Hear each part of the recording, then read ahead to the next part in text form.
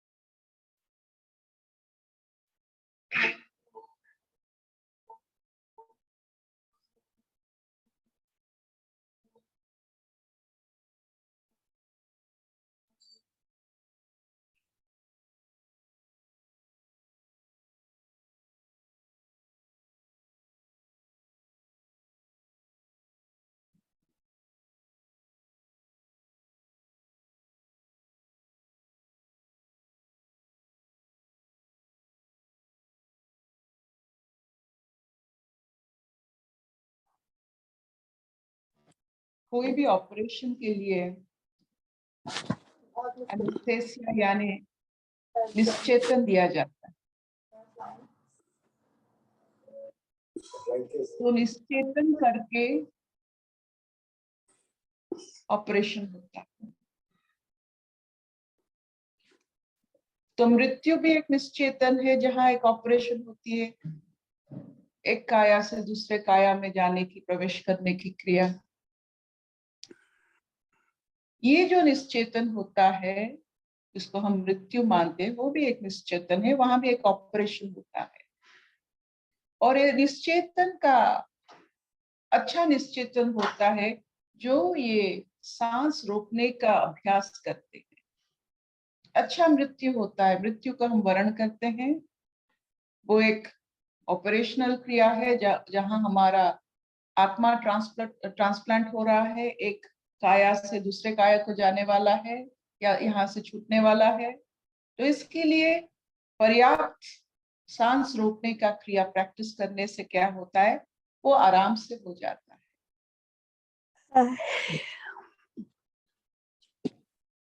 तो ये ओंकार नाद से हम सांस रोक ही लेते हैं।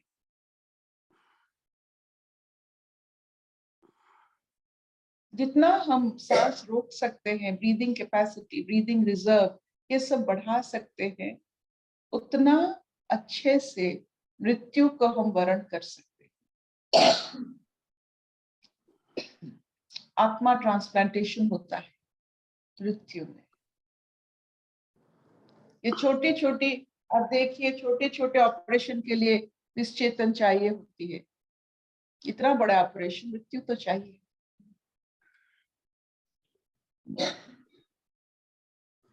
ओंकार नाद के बारे में हम बार बार ये बता रहे हैं। इस अभ्यास से आप पूरा बहुत सारे अनुभूति इसमें मिलती है, बहुत सारे, जिसे कहते हैं कि वाट खुल जाते हैं, वातायन खुल जाते हैं। जो सब रोक लगी होती है प्रारब्ध के बल पर, प्रारब्ध कट जाता है।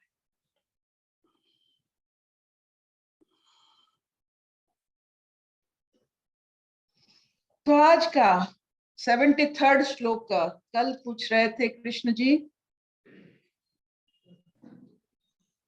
कि तुम्हारे अंदर जितना द्विधा द्वंद था वो गया धनंजय। एकाग्रता से श्रवण करने के बाद तुम्हारे अंदर जितने द्वंद थे,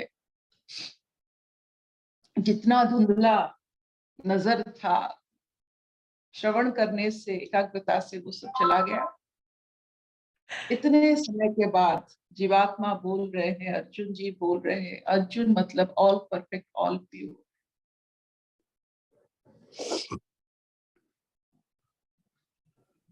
ऑल प्योर का मतलब होता है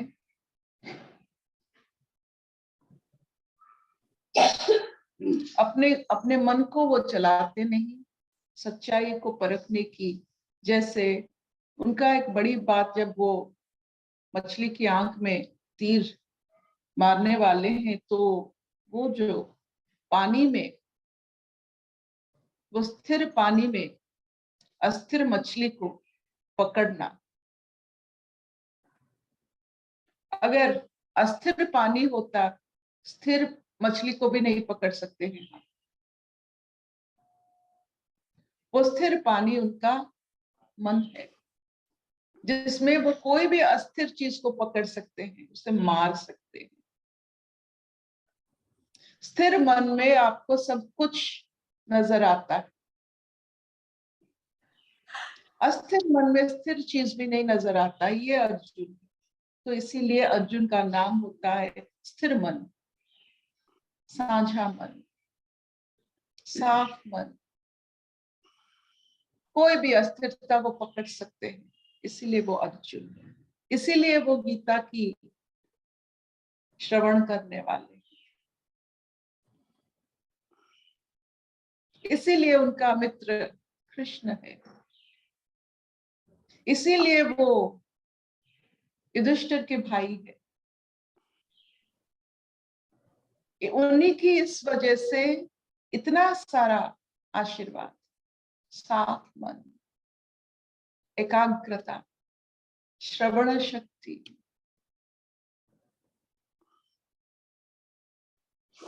तो अभी जब कृष्ण पूछ रहे हैं कि तुम्हारा वो धुंधला नजर गया, तो वो क्या बोल रहे हैं आज सुनेंगे, उनको क्या प्रसाद से मिला। अर्जुन उवाच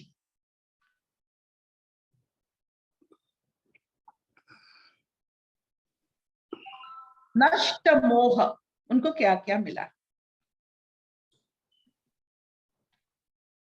नष्ट मोह स्मृति लब्धा त्वत् प्रसादत मया अच्युत। वो धनंजय बोल रहे हैं इनको, ये अच्युत बोल रहे हैं इनको। जो च्युत नहीं होता, अपने जो निराकार भाव है, जो प्योर कॉन्शियसनेस, उसी भाव से कभी च्युत नहीं हुए कृष्ण जी। इतने लीला लचाए लेकिन अपने आप को कभी नहीं भूले, अपने जो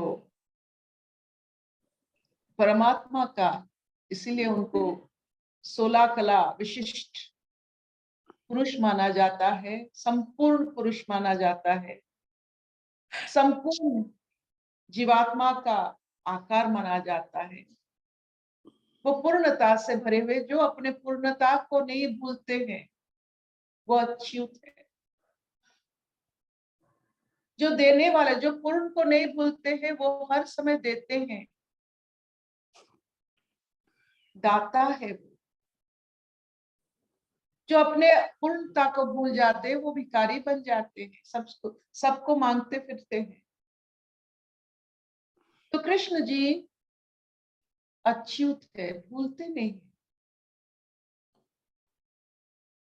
उनकी जो ब्रह्म अवस्था है, वो कभी भूले नहीं उस अवस्था को, इसीलिए वो हर समय दातापन में दिखाई देते हैं। सबको दिए हैं, सबको अभय दिए,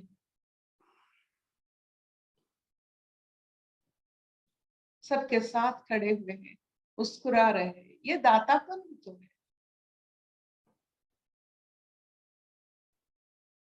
वो उनको धनंजय बोल रहे हैं, ये इनको अच्युत बोल रहे हैं। देखिए, तो उनको क्या मिला, क्या प्रसाद मिला। नष्ट मोह,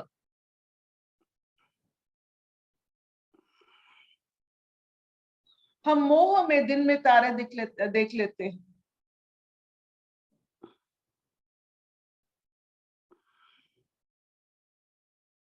मोह से हमारा एकाग्रता, हमारा जो कहते हैं निष्ठा भाव, सत्यता, ये सब भ्रष्ट हो जाता है।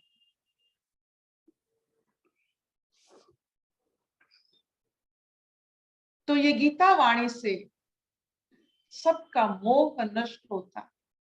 तो ये प्रथम प्रसाद अर्जुन को मिला सुनने के बाद। जीवात्मा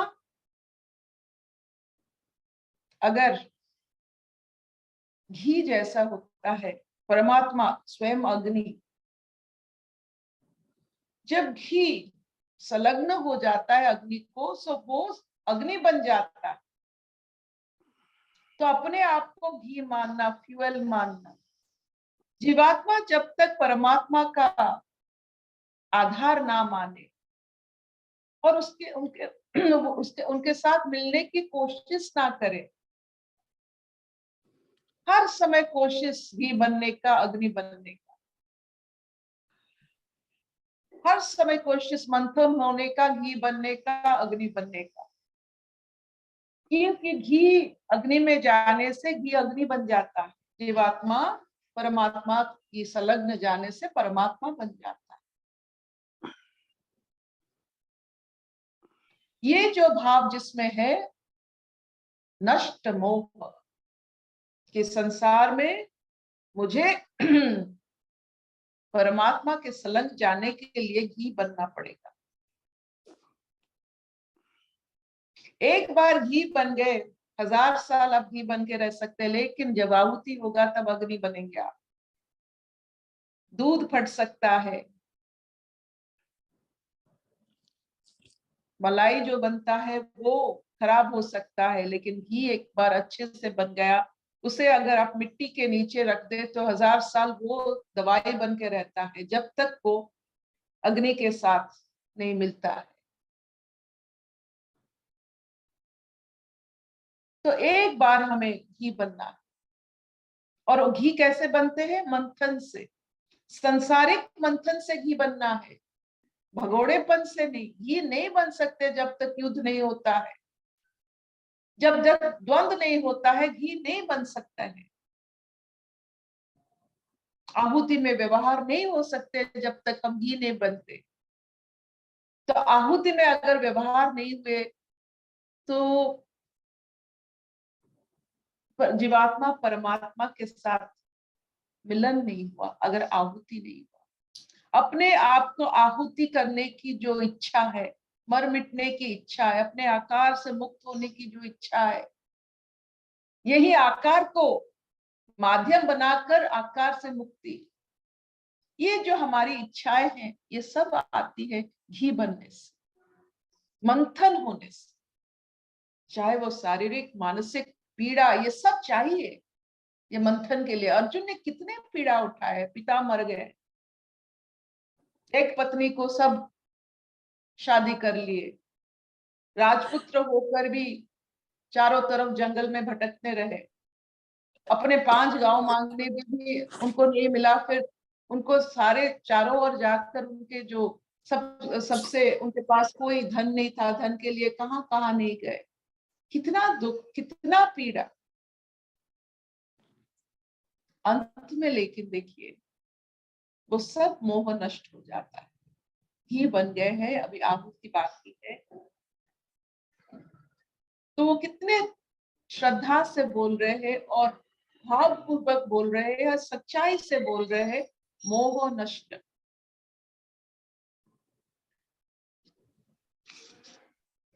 द्वितीय भाव है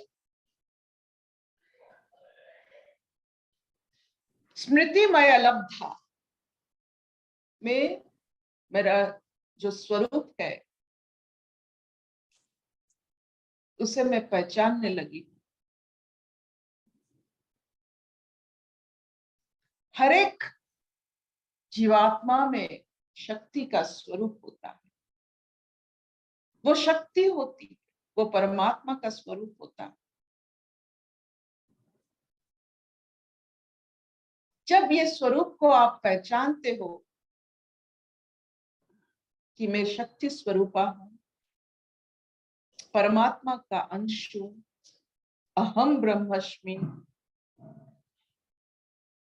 ये जब आपकी पहचान हो जाती है तो आपका स्मृति आप ही का होता है, नहीं तो स्मृति आपका नहीं।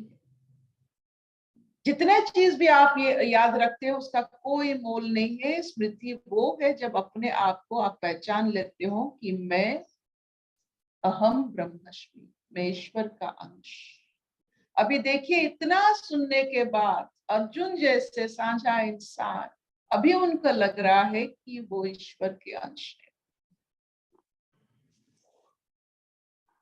तो उनका स्मृति लौट रहा है, हमारा स्मृति छूट रहा है।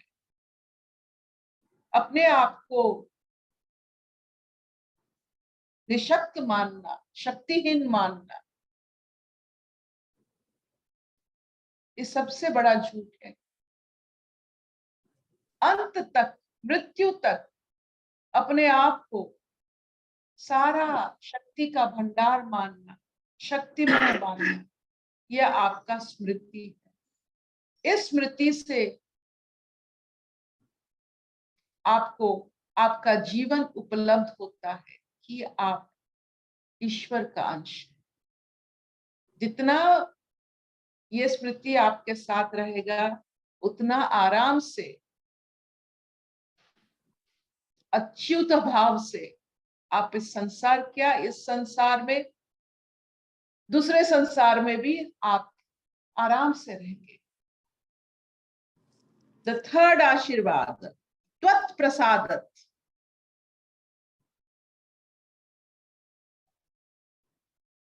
ईश्वर के प्रसाद, इस गीता से उनको प्रसाद मिला। क्या प्रसाद मिला? जन्म जन्म की भ्रांति दूर हो गई कि वो कर रहे हैं सब, कि मैं सब कुछ कर रहा हूं। ये जो मैं की भ्रांति दूर हो गई, वही है त्वत् प्रसाद।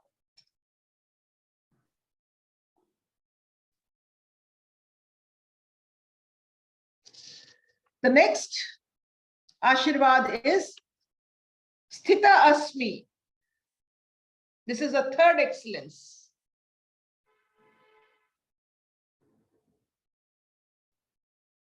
स्थिता अस्मि मतलब मैं दम हूं, I am firm.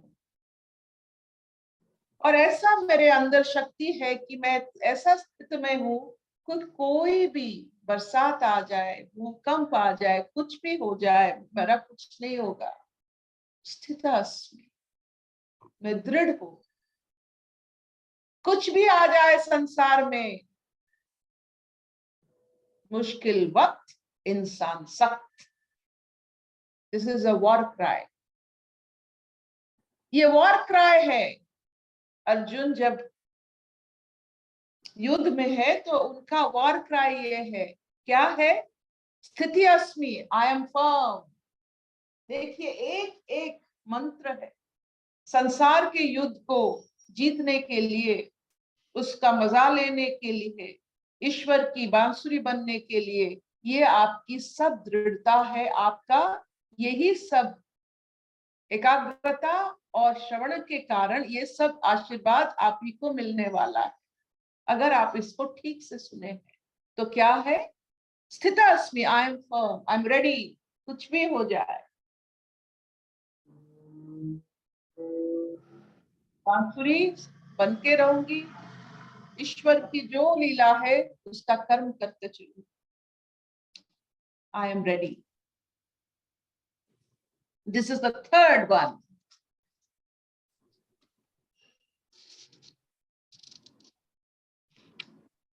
Then is gata sandeha, मेरा कोई संदेह नहीं, I am free from all doubt. जो अपने आप को आत्मन मानते हैं उनका कोई संदेह नहीं। जो अपने आप को शरीर मानते हैं, संदेह ही संदेह। क्योंकि शरीर इतना रूप बदलता है कि संदेह तो होनी है। जो अपने आप को आईने में देखते हैं, आत्मा स्वरूप में देख लेते हैं, शरीर स्वरूप में देखते हैं, तो हर दिन उनका डाउट होता है, मेरा उम्र कितना है। उम्र एक डाउट है। जो अपने आप को आत्मा मानते हैं उनका ना उम्र है ना डाउट है। तो हमारे जीवन में ये जो संदेह है, misunderstanding, this is a very important word. जब हम अपने सोचने की तरीका को मिस कर देते हैं, उसे छूट जाते हैं, वो छूट जाता है हमसे अंडरस्टैंडिंग, तो संदेह उपज होती है। इस संदेह का भेद जैसे वेब होता है, जैसे मकड़ी का जाल होता है, संदेह जाल जैसा है। जिसका संदेह है वो खुद अपने जाल में फंसा हुआ है। तो गत संदेह,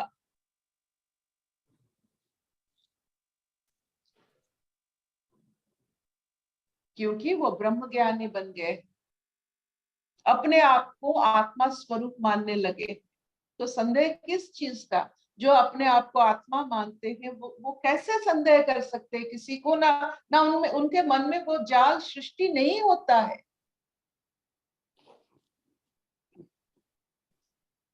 तब वचनम करिष्ये, I shall act according to your word. अभी आ गए, पूरा बांसुरी बन गए कृष्ण जी।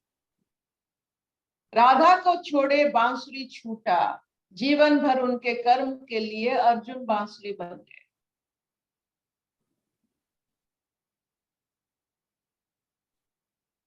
जो अर्जुन बांसुरी बने, युद्ध के माध्यम से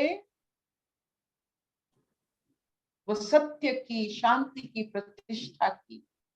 बांसुरी का काम वही होता है, सत्य और शांति और मधुरता की प्रतिष्ठा, भाव की प्रतिष्ठा, विश्वास की प्रतिष्ठा। तो आप देखो कृष्ण जी ने क्या किया। जब बांसुरी छोड़े, जब राधा जी को छोड़े अपने कर्म के लिए, वो बांसुरी उनसे छूटा, तो पूरा जीवन में वो अर्जुन को ही बांसुरी बना लिए, क्योंकि अभी अर्जुन ईश्वर की हाथों की उंगलियों के इशारों पर काम करने के लिए पूरा अपने आप को डाल दिया उस कर्म में। जीवात्मा परमात्मा के कर्म में पूरा संपूर्ण भाव से नियोग हो गए। तो जब हम पूरा संपूर्ण भाव से बांसुरी बन जाते हैं, ईश्वर की उंगलियों पर चलते हैं, तो मधुरता, सम्मोहन, सबको मिलाकर, सब में उपज वाली बात, सब में स्पृहा, सब में उत्सव, ये सब बांसुरी का लक्षण होता है। जब बांसुरी, हम सिर्फ बांसुरी बन जाते हैं और उंगली ईश्वर का, अच्युत का, तो क्या क्या नहीं मिला गीता ज्ञान से।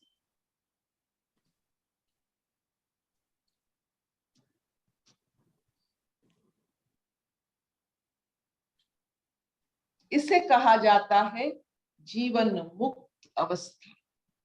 जब हम संपूर्ण बांसुरी बन जाते हैं और ईश्वर की लीला के लिए अपने आप को निछावर कर देते, कोई मैं नहीं, कोई संदेह है नहीं, कुछ नहीं, सिर्फ शक्ति के हिसाब से ईश्वर के साथ रहकर उन्हीं का काम करने का आनंद लेते हैं। खुद घी बन के अग्नि खुद बन जाते। Will this do? Yes, I will do. ये चलेगा? बहुत बढ़िया। बहुत अच्छा दीदी, आज तो बहुत बढ़िया चलेगा। सारा सार बता। क्या क्या प्रसाद मिला जरूर याद रखिएगा। जी, नष्ट मोह, स्मृतिमय लब्धा, ईश्वर का त्वत् प्रसाद, ग्रेस ऑफ ईश्वर, स्थित अस्मि, गत संदेह, तव वचनम करिष्ये। बांसुरी बनना है, उंगली तो ईश्वर का, खाली घी बनना है। कि घी बनने से, जब घी का आहुति होता है, अग्नि बनता है। तो घी और अग्नि में क्या फर्क है? सिर्फ फर्क है आहुति की। ये जो आहुति, जिसे झांस भी कहा जाता है, अपने आप को दे देना, विश्वास से दे देना, इस लीला के लिए विश्वास से अपने आप को दे देना, उसे आहुति कहा जाता है। और इस आहुति में क्या हो सकता है? जो आहुति देते हैं अपने जीवन की, उनको पूछिए, उनका जो मनोबल है उसी से बनता है स्थिति अस्मि, आई एम फर्म। जो आहुति अपने आप को नहीं देते हैं वो कभी अपना स्थिति इतना मजबूत नहीं कर सकते हैं। जो दूसरों के काम में कभी नहीं आते हैं वो कभी मजबूत नहीं हो सकते हैं, चाहे वो अपने घर की कोई भी हिस्से की काम हो, कोई भी काम। जितना आप आहुति देंगे, कर्म में झांस देंगे, उतना आपका स्थिति दृढ़ होता है। ये आहुति का शब्द बहुत ही निराला है। यज्ञ में घी का आहुति दिया जाता है, संसार रूपी यज्ञ में मैं का आहुति दिया जाता है।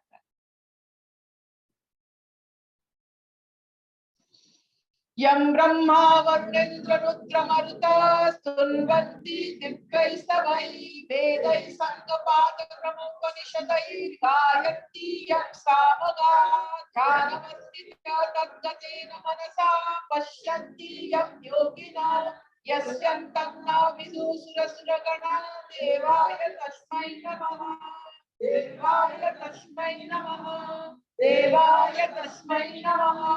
मुखं करोति वाचालं पङ्गुलङ्घयते गिरिं यत्कृपातमहं वन्दे परमानन्दमाधवं, परमानन्दमाधवं, परमानन्दमाधवं। So this finishes a class of Science of Our Living, which teaches us and which tells us एक बार गीता सुनने में क्या हो सकता है, क्या क्या आशीर्वाद मिल सकता है। तो अर्जुन जी ने तो एक बार सुना और हमें तो बार बार सुनने को मौका मिल रहा है। जितने बार चाहो पढ़ सकते हो। अर्जुन एक बार सुनने से उनका सब कुछ खुल गया। हम तो बार बार सुन सकते हैं, पढ़ सकते हैं, विचार कर सकते हैं। तो वी आर लकियर। द्वापर युग से कली युग के लोग बहुत लकी है, क्योंकि बार बार वो गीता पढ़ सकते हैं।